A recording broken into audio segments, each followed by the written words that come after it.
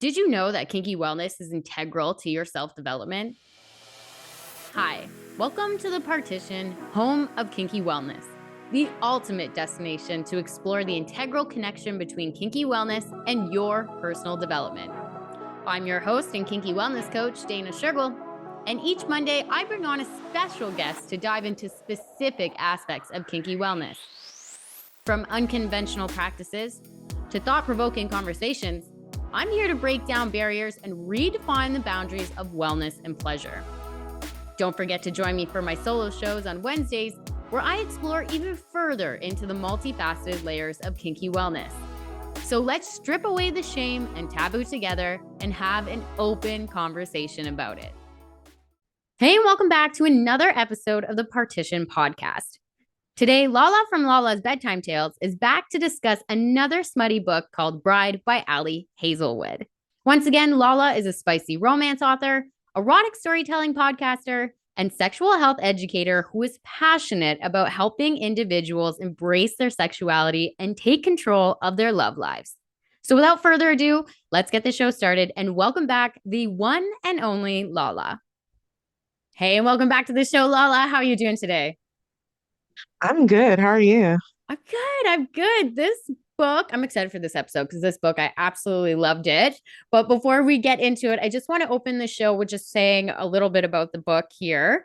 Because the book that we're going to be talking about is a book called Bride by Ali Hazelwood. And the premise of this, for those who didn't read it, is it's a paranormal romance book that has a dangerous alliance between a vampire bride and an alpha werewolf. And the vampire bride is called Misery Lark, and she is the only daughter of apparently the most powerful vampire councilman in the Southwest. And she has been called upon to uphold a historic alliance between the vampires and their mortal enemies, the Wares. And Misery does this because she thinks that the person she's supposed to marry has something to do with her best friend who has gone missing. So, yes, that is the premise of this book. And right off the bat, I absolutely loved it. I love this book so much better than the last book that we read. I do too. I mean, the last book was pretty tragic, so this one was great. Tragic. Well, what I liked most about it is honestly, is this I had to do a double take on this because I had to Google if this was the second book in a series or a first book in the series because it starts off with this Serena girl of like, where's my best friend and where's my best friend? And so I originally was like, is this a second book? And I had to research it, but apparently it's not. It's a standalone book. Yes, it is a standalone. And that actually so I love the book, don't get me wrong. But I promise you, if I had not been reading this with you, the first 175 pages, I probably wouldn't have continued because I was so confused. Like I just didn't know what was going on. And it was kind of confusing, like from the prologue to like how she sets it up. I feel like that was kind of a miss. Well, I was like, I've got to be reading this. At one point, I just gave up and was like, you know what? There's got to be another book. She's best friends with the Serena girl. I must miss something here, but I'm just going to go ahead with it. But to hear that it's just a standalone book, yeah, that's confusing as all hell. Yeah. Yeah, I just feel like there were better ways for her to set that up because she wanted it to feel like a mystery suspense, and I didn't get that in the first 175 pages. I was just really confused, and I felt like it was written kind of like so. She's a young adult fiction writer Mhm. typically, and I don't get me wrong, I love young adult fiction, but that wasn't what I was expecting from this book. And some parts of it in the first 175 pages, it gave that vibe. Like I don't know. Well, what I found interesting is I was like, is this a smutty book? For Yeah, a little bit of it, exactly. I was like, man, am I missing something here? Because again, I think the first, again, like 175 pages or almost 200 pages in, it's about 400-page book. Halfway through, you're like, oh, here's the first kind of sexiness of it. And like the previous books that we've read into, it was like right off the bat, like first chapter, second chapter, like wha-bam in your face. But this one was so not the case at all. Yeah, and I think that's because I feel like there's like misunderstanding of what slow burn and angsty means, right? Because she kind of promoted this as like a romance, slow burn, angsty read. And I feel like people are making slow burn and angsty synonymous with like boring or slow start. And that's not what it should be. It should be like they're teasing you, they're building that anticipation with like the banter, and you're like dying, like, oh my gosh, these people need to like fuck or get together or do something. And I feel like she missed the mark when she was trying to build that slow burning angst in the first 175 pages because you see no interactions between them.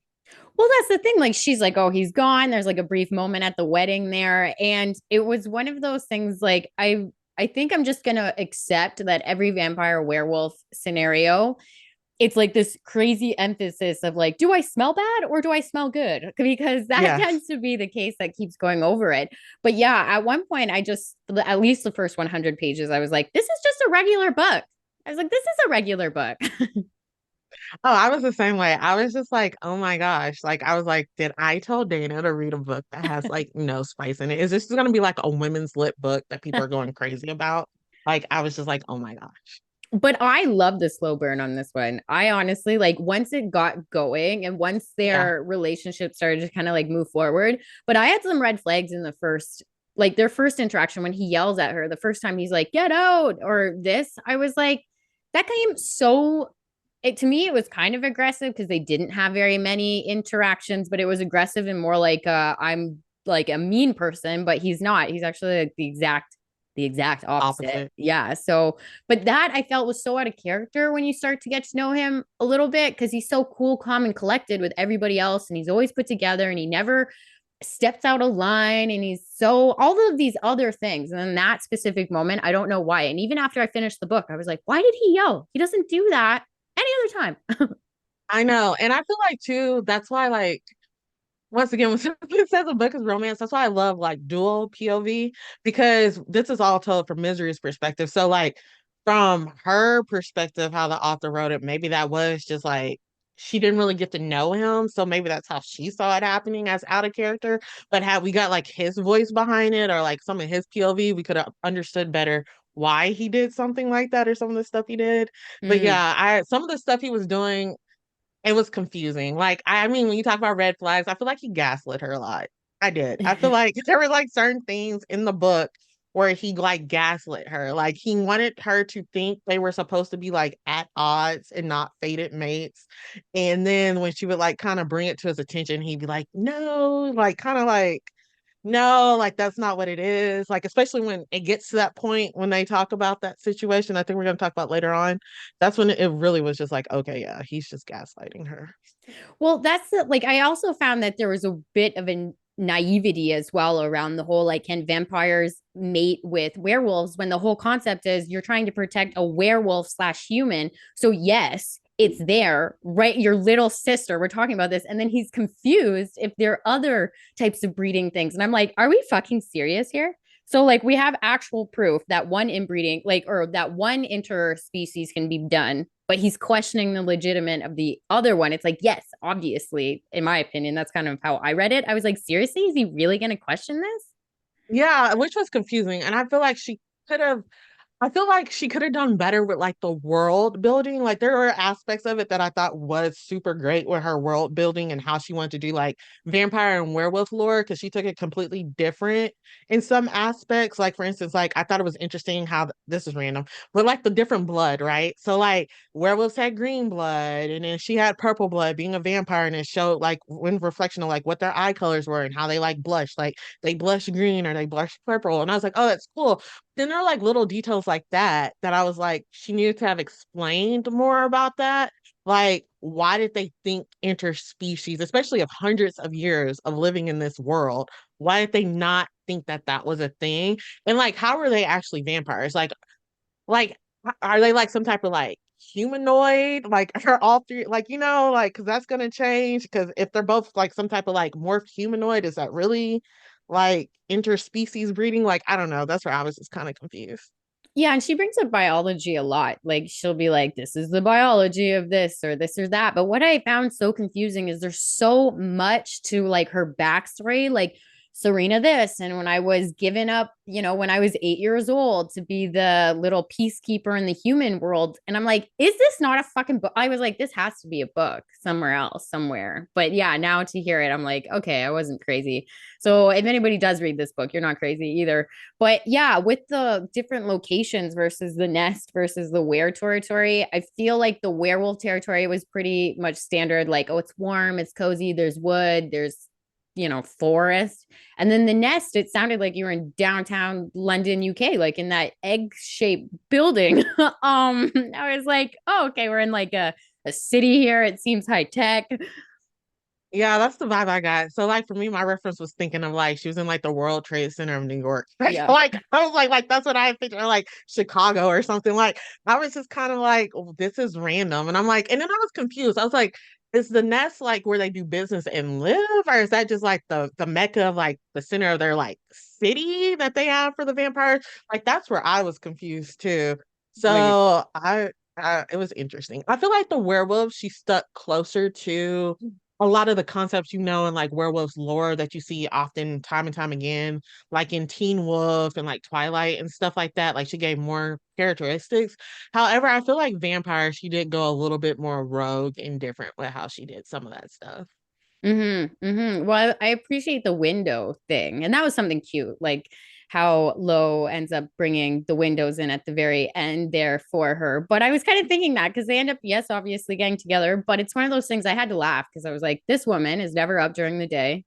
And I was like, sure, it's funny, but, in long term, I was like, would I only be okay with a few hours in between my day and night? I was like, no, that sounds not fun for me, I anyways. know. Yeah, I thought about that and how he has to go on like his midnight runs, like during the time in which she is awake. So it's like, when are they actually going to spend like more time together? Yeah, like I get that he doesn't sleep, but I was like, okay. But even with the whole misconception of her being like, oh, he already has a mate, he has another mate, blah blah blah. I had to go back. I felt like I went back and tried to read some things because I was like, did I miss something here? Because at no point, like, yes, they say, oh, this person is his mate, but nobody is saying that he's romantically involved with him throughout the whole book. No one is saying anything about this Gabby girl. Nobody, there's no, other than the councilman saying, oh, he has a mate at the very, very beginning. There's not a single clue that he's in a relationship. So I felt like she took that and ran with it way too far. Way too Yeah, far. she did. She took that and she ran with it. Cause I guess in her mind, and also too, I think that's because of her background of like how she went as collateral to the humans and they had to give someone who they considered like a, high profile, someone super important to their person. So with like arranged marriages, it kind of made me feel like mafia romance vibes of like typically you'll see them trading like brides between the mafia groups. Because if you're giving someone of your family member, and even like historically, right? If you're giving someone of your family member, you're like least likely to attack that person because they're supposed to Mm. have some significance to you, which joke was on everybody because her dad did not give two F's about Yeah. her. But that's what I was thinking. I'm like, okay, so the arranged marriage is like this is supposed to be like their collateral, like I'm giving someone I love to you, so you have to do that in return, and then that child will be both people's blood. So then that's going to keep us from going to war, quote unquote. Mm-hmm. And about the dad not giving a fuck, I love that twist. I literally was like, no, Owen. So, for context here, Owen is Misery's brother. And at the very end, spoiler alert, right? Like, I honestly, for a split second there, I was like, did he actually turn? Was he I lying the did think whole that. time? I was like, am I dumb for thinking this? I actually genuinely was like, fuck this guy, fuck Owen. Like, even though it's only a few pages, I was like, are you fucking kidding me? But yeah, Yeah. the whole ordeal, I was like, oh wait, this is a great setup. And I, in my opinion, was like, this guy doesn't give a fuck. I was like, this dad doesn't care. He just sent off his kid for like from 8 to whatever years. And then again, she has to do it. So clearly they have lived a life without her. They don't care. Yes, and I think what the horrible thing behind their relationship, outside of me just thinking that the man is self-centered, because what he kept talking about was like for the better of like the vampire community, but it was just like, what were you actually doing outside of your ego that was making anything better for the vampires?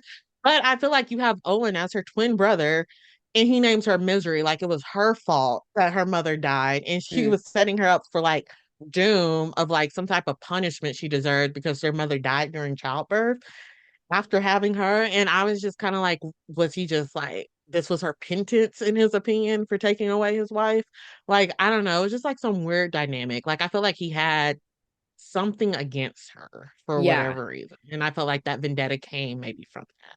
Totally, totally. And the whole like, oh, we're doing this for the greater good of the vampires and stuff. I was thinking to myself, like, how far he went to not go for the good of the vampires. Like, as much as he's saying, like, this is for the greater good, I was like, in what fucking world? Like, first of all, you're kidnapping a half human, half werewolf, right? We find that out at the end. And two, like, you're just going to town on the wearers. No, you're not doing anything. Like, you're just scared. Like, I felt like he was a very scared person.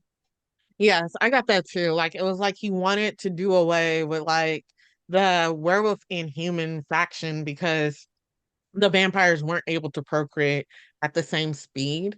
So his Mm. fear, I feel like, to fight his fear of the vampires going extinct was like, well, let's alleviate or get these other people under our control type situation. Like I just felt like his why was kind of confusing to me. Yeah. Like, I don't know. Like that was just something with me with that. And her brother to me, I felt like her dad being behind the kidnapping was predictable to me, but the brother was a shock factor for me because his character was a wild card, like the whole Mm. story, right? So that's what made me. I was like you. I was like, did this fucker like trick her? Like I was pissed too in those pages.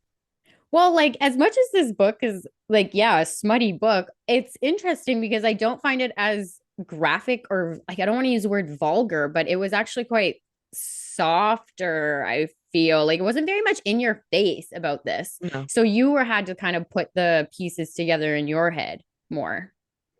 Yeah, it wasn't very sexually explicit. So, like in erotic romance, on like their spiciness scale, they have this thing called fade to black. So people will kind of talk about or allure to like sexual things happening. And I feel like this was like burly, kind of above that. Like it was kind of sexually explicit, but it wasn't detailed enough. And honestly, from my memory, if it serves me right, they only had actual. So let's let's unpack what sexual intercourse is because it could be multiple things. But when we talk about like actual penetrative sex, I want to say they only had it once in the book where he actually did P and V Mm-hmm. sex, and everything else was like outer course or oral sex or something that might have fallen into like foreplay or something with other people, like what other people would consider. Well, yeah, and that's the thing. Like that also bothered me that they only had sex once because he's telling us that he had sex with a human, and then he turns around and says he's scared to hurt a vampire. And I'm like, are you fucking lost your mind? I would be disrespected if I was fucking her. I'd be like, are you kidding me? You have sex with a human, but you won't have sex with a vampire. What the fuck is this? Like, no, no, that I would be disrespected. Yeah, I know. I think it was crazy, but I think also too that was because like I feel like tell me I might be wrong because I read this in like the end of March. So I did take some notes of I read it in March. So I feel like his not at the base came only when it was with his mate. Like it Mhm. didn't swell fully with other people. So I think that was like the issue that he was Mm. gonna have if he had sex with her. Like he was gonna be hung like a horse with her because she was his mate. But like with everyone else, maybe he had like a average size penis. I don't know. Like No, you're that's what right. maybe she was So alluding to. that's the thing about it, the knot. So it's basically like I think she failed on describing it a little Yeah, bit. I she was did. confused. I was like, what the fuck is it? I was like, does he have a third ball or something? Like I was like, does the testicle like magically grow third? Is there three? But the idea of like, haha, you're now this is stuck inside you and you can't Like leave. animals. Yeah, and you're just stuck on me. I kept thinking of Lego blocks and I was just laughing. I was like, this is so funny, but I like it because I'm like, oh, this is just the whole leave it inside me and fall asleep fantasy. Like a cock type warming type situation. Mm-hmm. Yeah, Mm-hmm. it was just yeah, and it's like it's a huge thing. So I guess for people who are really into like Omegaverse, which is like werewolf lore and all that stuff, or like fantasy romance, like nodding is like a huge thing. Like they've even made like dildos that look like these like mystical being penises. with like the knot at the end because it's like this huge thing. Like people are obsessed with it. So I feel like she wrote it in the sense of thinking everyone who read her book or was wanting to read her book would know what nodding was. But Mm. anytime I think about nodding, I had a dog that got stuck with another dog when I was a little girl, and I was like, what's going on? And it was traumatic. And my dad was like, oh, and he threw a brick, broke apart. Like he didn't hit them, but he just threw it so it scared them so they could break apart. And he was like, oh yeah, when like dogs have sex sometimes, he was like, when they're in heat, they sometimes get stuck together because he's like the dog penis swells. And I was just like, oh my gosh, is this because I was like 9 or 10? I was like, is this gonna happen if I have sex when I'm like older? That's where my mind went to. So anytime I hear that, I always think of that like trauma for me when I was a little girl and my dog was stuck on another dog. That's What? so fucking funny. I have never heard this term before. Like not the knot. I was like, no, I don't know this. So okay, that makes so much more sense. But yeah, I feel like there should be a prerequisite to this book or something. Like as much as it's not graphic and it's not like sexually explicit, you definitely feel like you missed something somewhere. Yeah, yeah. I agree, definitely. Like, I just feel like that's what I said. I just feel like the way in which she wrote it, her writing style. While I do think this is a good book, her writing style was kind of confusing in some ways. Like, I feel like she needed to have flushed it out more in the editing to make sure stuff was coming across more clearly to every reader. And like, also too, I feel like she needed to have written like, okay, these people, which I feel like sometimes like I think about this too, like when you're teaching something, like these people aren't in my head, they don't know. So you need to write everything like someone is reading it or you're telling the story to someone for the first time. So she could have been more descriptive in the area with the nodding. Cause even me, I had to go back and like look at some of this stuff because like I've seen people talk about it, but I was like, let me go back and like actually research like what nodding actually is. Well, there you go. Now we know what nodding is for the next time I read this in another book or something like that. But I do Yeah. like the obviously power of scent comes up a lot, like we just said that. But I do like the consent. Like I need explicit consent to give you my scent. I Yes. like that in that little moment that they had in the plane, and I So like that hot. the so hot. I was That like, was oh like my such a hot scene. god. He even fuck her, and I was like, one of the hottest scenes I ever read in a book. Well, That that's in the feeding. the feeding, and also like there was that one moment, yeah, they got interrupted, and that was when I was like, when the fuck are they gonna fuck already? And then the last 100 pages of this book, I was freaking out because I was like, I was getting closer and closer to the end, being like, how are we only 50 pages out, like 20 pages out, like what's happening here? Like the build up at the very end was like, in my opinion, I liked it. Like I was like, oh wow, Yeah, this I is liked it too. crazy. But yeah, Yeah. I was definitely, the ending of the book seemed to go so much more faster. Like I couldn't put Yeah, it down at the end. I was like, I have to finish this right now. same. I feel like, see, that's too. I feel like she kind of rushed it. That's why I was like, so, because I felt like she needed to have spread out that built up tension between them, like more so throughout the 400 pages. Because it was like that last, what, 300, like 250 pages where you kind of get that. And like, that's like one of my biggest pet peeves, Dana. When someone says a book is a romance novel and there's no actual like relationship between the two love interests until like the fucking end of the book. Because Mm. I'm just like, I can't get invested in your relationship at that point. Because I just feel like it's a little bit harder because like it wasn't that build up. Like I feel like she could have had those scenes earlier on than what she did it. That's just Yeah. me. It seems like the character developments were like starting with the secondary characters almost before we even got to like the main characters. And I got to say, there was a lot of storylines in this book. I did feel like it went pretty good in keeping those clear. But even at the end, we don't get that moment where she's back with what's that little kid's name? Uh Anna.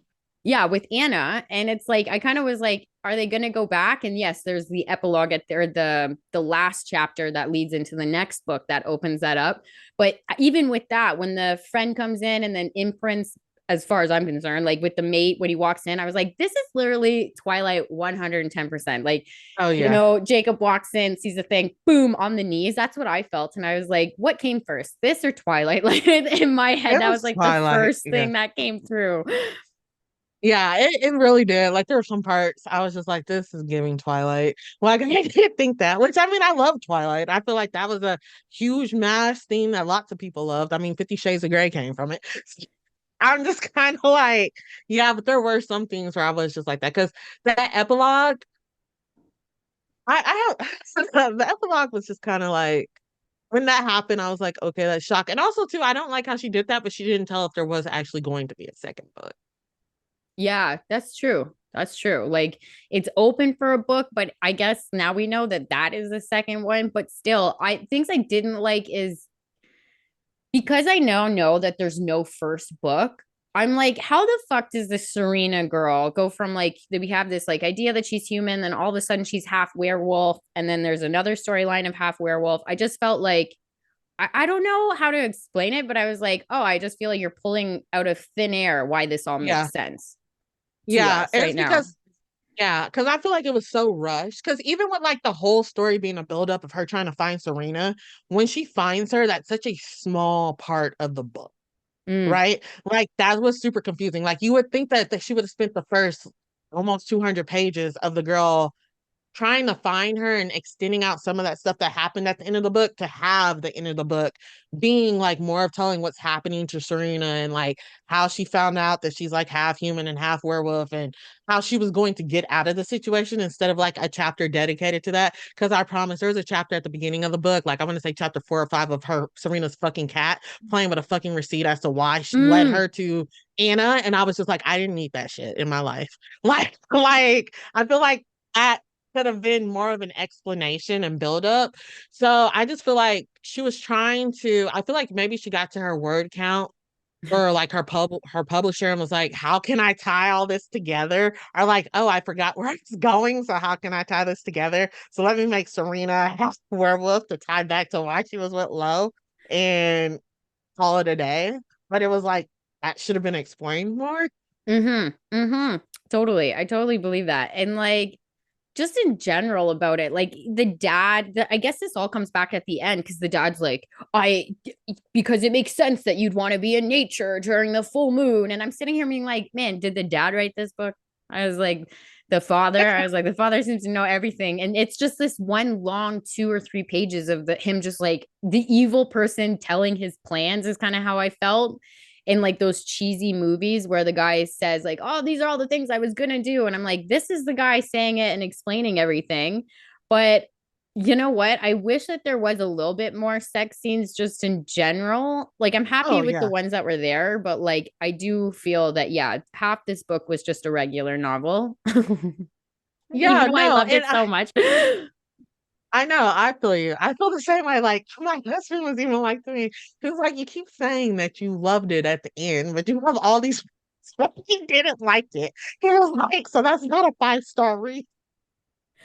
I feel you. I feel you. Like, it's weird. What would you rate this though? So because I almost what we call DNF'd it, did not finish it, and that brought it down to like a 3. And I tell everybody, like, I was talking to this other girl about this book because we read it too. And I was like to her, I give everybody 1 star for writing a book. Like, because that's really hard. So I was like, I mean, I hate to say it, but because I did not like half the book, I'll say I'll give it like 3 to 4 stars. But if I take away a star, not for her just writing a book, it'll probably be like 2.5 to 3, just because had that first 175 pages not been there or been better, well developed, had there been more spice and more interaction between them, it would have been like, I feel like this was one of those things where I was like, she fumbled the bag in the sense that this could have easily been a 5-star read because like the storyline was great. The storytelling was great. There was just pieces where it was just really confusing. And also too, for me, I think because it was so built up off of like people who had read it on like booktube and book talk and bookstagram talking about how this was one of like their best reads of the year.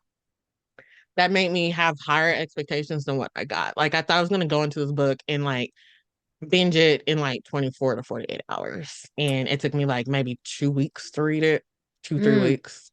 I feel like for a smutty book, I want to rate it lower. Like I'm giving it a lower one just because I'm mad that there wasn't more. And then as like if this was just like a regular book and I was like, ooh, because this is like G-rated in my opinion. Like even like It is. it is like it's then I would give it as a regular book a higher mark. But on the spice level, even though the buildup is there, it's still low spicy. Like Yeah. it's not like whips and chains and all this Balls to the aggressive walls. stuff. Like there's Yeah. none of that. And that thing about it too, I kind of was half expecting more sex scenes, even from other people, not just the main characters. So Yeah. even when the secondary characters didn't have anything, no flirting, no side things, I was like, oh, okay. This really is just about these people. Okay, got it. Yeah. Yeah, no, I got that same vibe. I know exactly what you're talking about.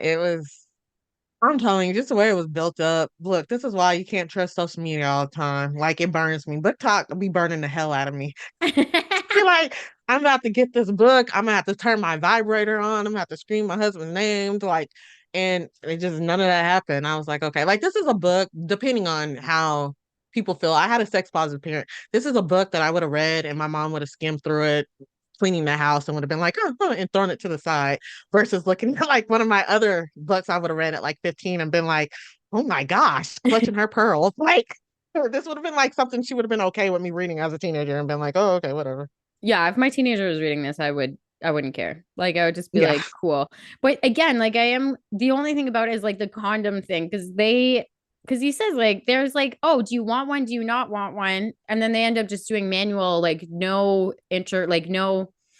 invasive stuff. And I was still kind of mad about that because I feel like they just kind of left it in thin air. Like they left it up Yes. here. And then what I didn't like is that they fucked and then he left her and he was like, mad and like not mad, but like, oh, I don't know. And I'm like, are you serious right now? Like, we just went through all this. You did the whole knot, and now you guys are going to be weird. Like, what? Where did this weirdness come from? I thought that was fucked up because I thought they had a number of conversations that were sufficient to not make that thing weird. Yeah, I agree with that. And she was better than me because one, so let's go back. So with the condom situation, I felt like she was trying to talk about safer sex and practices like that. But then my question is like, we didn't know enough about the species to even know like, are you able to transmit diseases? Mm, Like it was just different stuff, right? Like that was kind of like with those STIs or STDs affect a vampire the same way they might affect a werewolf. Like why would you need to use a condom? Like what were you protecting each other from? Like you know what I'm saying? Like I don't feel mm, like she really delved into that enough. And then also too, like she talked about how she had got the birth control shot, which was also weird because they didn't know if they could like enter like breed or mm, whatnot. So I was just really, and she never brought that up to him either. Like they never had a conversation about if they want to have children, like any of that stuff. But also too, when he sat there and lied to her face and basically was just like, "You're not my fated mate," was like real nasty to her, like mm. basically threw her trauma back into her face. And then they have this like whole moment. I would have had to think for a little while before I fucked him. I would have felt some type of way. Like we would have had to unpack that whole situation before I could mentally have enjoyable sex with this person again. He's so weird. Like he says a lot of cute stuff. Like I had to laugh. Like he says, like you're a piece of artwork. So little things like that. I thought it was cute. Like the cuteness level of this book is definitely high on that scale for me. But I don't know. I just wanted it to be a little bit more slutty. I just I wanted did the too. slut I wanted it to factor be more there. slutty. No, I agree with you. I was like in my grown ass age, I just needed a little bit more. And like I said, that's what I said. Like I could tell her young adult fiction writing was kind of coming through because it felt like it was just a normal kind of book. Like it was like the cutesy type romance stuff, Mm, mhm. but it wasn't like you said, it wasn't like just what you think when you think of like smut, erotic romance. Like it just wasn't. It didn't hit like that in my opinion. But I do agree. I did like all the cutesy stuff he said. Like one of my favorite lines was when he said to her, "Of all the good things I felt in my fucking life, you are the best." And I was just like, "That's sweet." Yeah. Like that. And I also love the dad aspect that he has, like not in like the daddy kink way, but in the actual caregiver way that he gives to Anna, like the actual caregiving he gives to his team, his like everybody. Like I just found that he was such a leader in so many ways. And just in real life, I was like, man, the qualities about you I absolutely freaking love and adore. So I love him. I really am like team him. Like I Yeah. would sign up, I would go there. That would be amazing. And I do like the green blood and the blushing and the green skin, like the green cheeks. I think that was cute and stuff like that. But like some of the concepts I felt were a little weird. Like when Misery tries to do the vampire thing of like thralling someone, which is when like Yeah. they connect and she can manipulate it. I don't know when they tried to do it at the door. Like, I'm glad that it didn't work out because I was like, I swear to God, if this just works randomly like this, I'm gonna be mad. So I'm glad that they had to break the fingers and do all that jazz. And I was like, okay, that's a little bit more realistic. Yeah. Cause also too, with her being able to do that, it was a little weird because she hadn't actually been immersed in the vampire community. So I feel like even for it to work the first time without her having to like really push herself, I thought that was weird. Unless it was just supposed to be like this innate thing that they knew how to do. Like, Mm, I don't know. Like, I just felt like she could have gave a little bit more back on this like power they had and what made it not work, right? Because like I feel like in Vampire Diaries, they have like the verbatim. So if you drink the verbatim, then they can't compel you. And then like I think was it Twilight, she had that mental shield or mm. whatever, so they couldn't like read her thoughts. Like I feel like there was really nothing that made kind of like she didn't go enough in depth on what was this power and why was it like great or important and how people could like keep from it, manipulating their mind. Well, going back to the whole mate thing, I feel like if he knew, like he knows this at the very beginning of the book, he knows that he's mated with her. Then as far as I'm concerned, if all of that kicked off and he started that whole mating thing, then in my mind, you can breed with that. Because I don't Oh believe yeah. that all of these biological things within him would have ticked off if they weren't actually compatible. So, like those type of things, I was like, man, if you just critically think about this for 5 minutes, you're gonna understand that yes, you can breed with this person. My opinion. Yeah. Yeah, I agree. I agree. Also, too, I thought it was kind of weird how they were supposed to live with these people for like hundreds of years and had done no research on their enemies to that Mm, point. Like, there was a lot of stuff that was still a mystery. And I was like, y'all been around for like hundreds of years with each other, and stuff is still a mystery like that. That was interesting. yeah, yes. I thought that was just lazy. Can I say that word? Lazy kind of Yeah. background a Lazy. little bit. I was like, okay, okay. But honestly, if is I don't know. I should have checked this, but if there's a second book, or if there's going to be a second book, I feel like I hope she adds way more because now all of a sudden you have a second couple dynamic. This person who Laura absolutely adores. You have the best friend, blah blah blah. In the same breath, if you save all of it for the second book, or if I buy the second book and it turns out that there's still only two or three little moments here and there, I'm going to be like, fuck this. Oh my God. I'll be frustrated. Yeah, which I don't know. I don't know if she's super, super spicy. Like, I want to say, like, she has the love hypothesis, which is really big. And I'm trying to go back and think about what people said about it.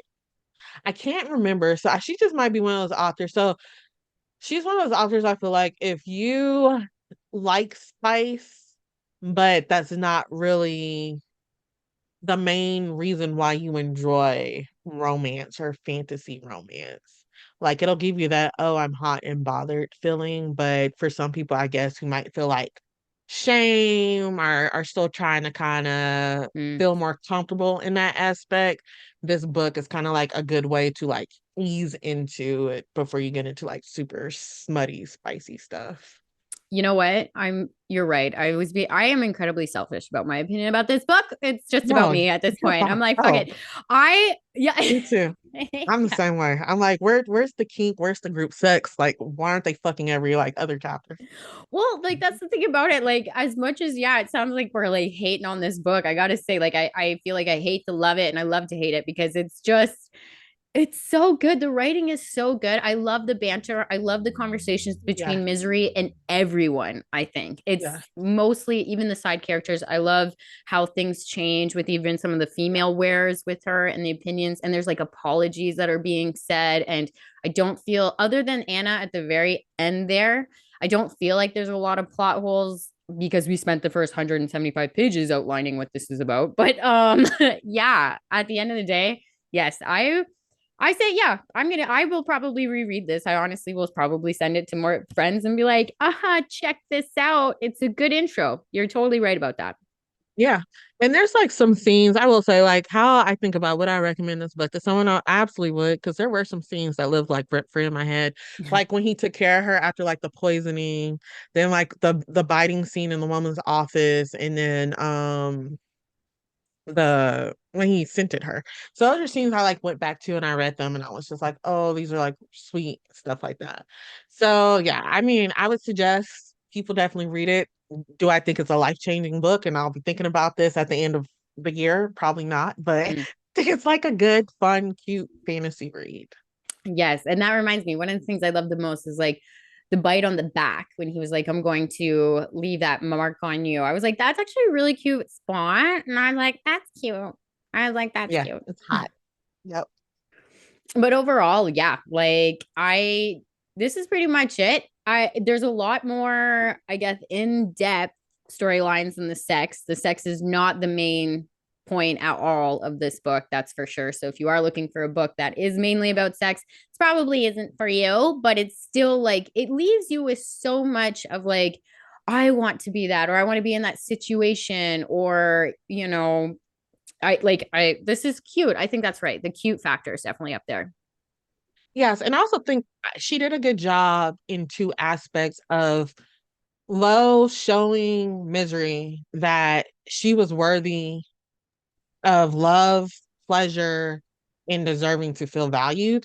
And I feel like those were good dynamics in their relationship that you do see in that. Like he told her she should care about her life and how he just likes to eat simply because it brings him pleasure. And so it was okay to do things that just brought you pleasure. And I felt like her actually seeing that there were people outside of Serena that was pretty much, he was screaming at her, your life mattered, you matter, you're valuable. I thought that was like really good and like a good relationship dynamic that they had there was him helping heal her through his love for her. And I thought that was good. Well, that's the thing about it. Like, even with the character, I'm like, is she bisexual or not bisexual? Is kind of a question I had because she's so fucking obsessed with the Serena girl. Like, I guess this is the only thing she's ever cared about. Yada, yada, yada. Takes care of the cat, yada, yada, yada. And I just feel like, that probably I would be not surprised if that came up in the next book. Like, she's Yeah. all of a sudden bisexual and she like wants to do stuff. Maybe with just Serena. Maybe she's just bi for Serena and there's only one girl for Right. her. But Yeah. I could Yeah, see because it that. did. Yeah, because I was like, maybe it's like a showcase of like strong female friendship.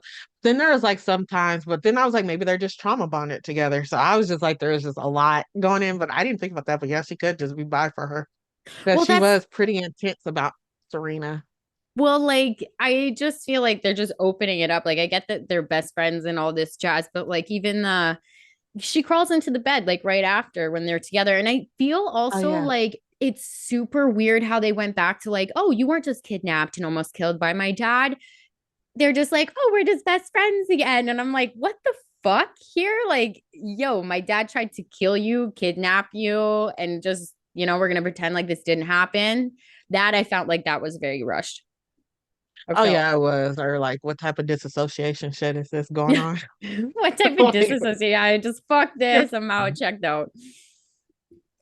So like, but yeah, it was like I said, it was like she could have really used the first 200 pages of the book to not have to rush through the last 200 pages of the book. That's Hmm. just, oh, but yeah. But yes, but this was good. This was good. I guess I don't have anything more to say about the book. Do you have any last remarks? No, I definitely think people should like give it a shot if it's their first book into fantasy romance and if they like books like Twilight and stuff like that. Absolutely, absolutely. Well, it was a blast to have you back on the show, Lala. Until our next book Yes. review. Until next time, where can my Yes. listeners find you? You all can find me on YouTube or Instagram or TikTok at Lala's Bedtime Tales. And then also I have a website where you can get sex tips, intimacy education, sexual wellness education at wait, hold on. www.lalasbedtimetales.com. And I also have a podcast where I write and tell erotic stories called Lala's Bedtime Tales Erotic Stories. So you can find me there as well. And what about your course? Do you have that courses? When's that going out? Oh, yes, yes, yes. So if you want to discover the transformative power of erotica, find your love and sex life, then enroll into the beginner's guide to spicy romance. Hells yeah. I will put all the links in the description as per usual. And for my listeners, you guys know what to do. I'll see you on Wednesday. As always, stay kinky.